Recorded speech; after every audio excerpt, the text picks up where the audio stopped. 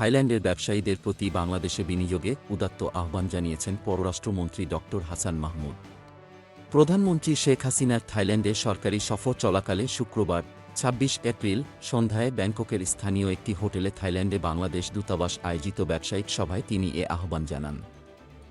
বিশিষ্ট থাই ব্যবসায়ীবৃন্দ ও অর্থমন্ত্রী আবুল হাসান মাহমুদ আলী, স্বরাষ্ট্রমন্ত্রী আসাদুজ্জামান খান, বাণিজ্য প্রতিমন্ত্রী আহসানুল ইসলাম টিটু, প্রধানমন্ত্রীর বেসরকারি শিল্প ও বিনিয়োগ উপদেষ্টা জনাব সালমান ফজলুর রহমান, পররাষ্ট্র সচিব মাসুদ বিন মোমেন, থাইল্যান্ডে নিযুক্ত বাংলাদেশের রাষ্ট্রদূত আব্দুল হাই, বাংলাদেশে নিযুক্ত থাইল্যান্ডের রাষ্ট্রদূত মাকাওয়াদি সুমিতোমর প্রমুখ অনুষ্ঠানে উপস্থিত ছিলেন। সভায় পররাষ্ট্রমন্ত্রী হাসান মাহমুদ বাংলাদেশ ও থাইল্যান্ডের মধ্যে বাণিজ্য ও বিনিয়োগের সম্ভাবনার উপর গুরুত্বারোপ করেন। তিনি গত ১৫ বছরে আর্থসামাজিক উন্নয়নের সকল সূচকে বাংলাদেশের উল্লেখযোগ্য অগ্রগতি এবং প্রধানমন্ত্রী শেখ হাসিনার দূরদর্শী নেতৃত্বে স্বল্পোন্নত দেশ এলডিসি গ্রুপ থেকে বাংলাদেশের সফল স্নাতক হওয়ার বিষয়টি তুলে ধরেন। পররাষ্ট্রমন্ত্রী আসিয়ান অঞ্চলে বাংলাদেশের জন্য একটি গুরুত্বপূর্ণ বাণিজ্য অংশীদার হিসেবে থাইল্যান্ডের তাৎপর্যও তুলে ধরেন।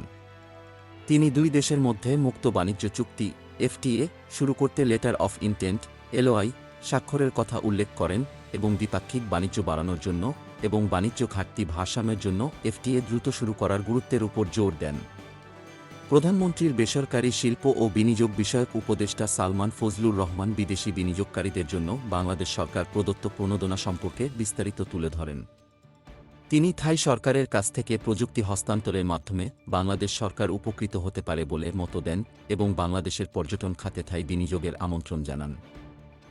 বাণিজ্য প্রতিমন্ত্রী এ সময় বাংলাদেশ সরকারের সম্প্রতি প্রণীত অফশোর ব্যাংকিং অ্যাক্ট ২০২৪ উল্লেখ করে বাংলাদেশ ও থাইল্যান্ডের বেসরকারি খাতকে সরকারের কাছ থেকে প্রয়োজনীয় সুবিধার আশ্বাস দেন। বিশিষ্ট Thai global sugar engineering company Sutech লিমিটেডের senior executive vice president Charles Frederick Bangladesh সরকারকে একটি বা দুটি বিদ্যমান চিনিকলকে বেসরকারি খাতের মাধ্যমে পুনরুজ্জীবিত করার পরামর্শ দেন। বিরা প্রতিনিধি বাংলাদেশে বিনিয়োগে কৃষি ব্যবসা, ডিজিটাল অর্থনীতি, লজিস্টিক্স এবং লাইট ম্যানুফ্যাকচারিং খাতের প্রণোদনার ওপর আলোকপাত করেন। গোলাম মোস্তফা, ডেস্ক রিপোর্ট, বিই নিউজ, ঢাকা।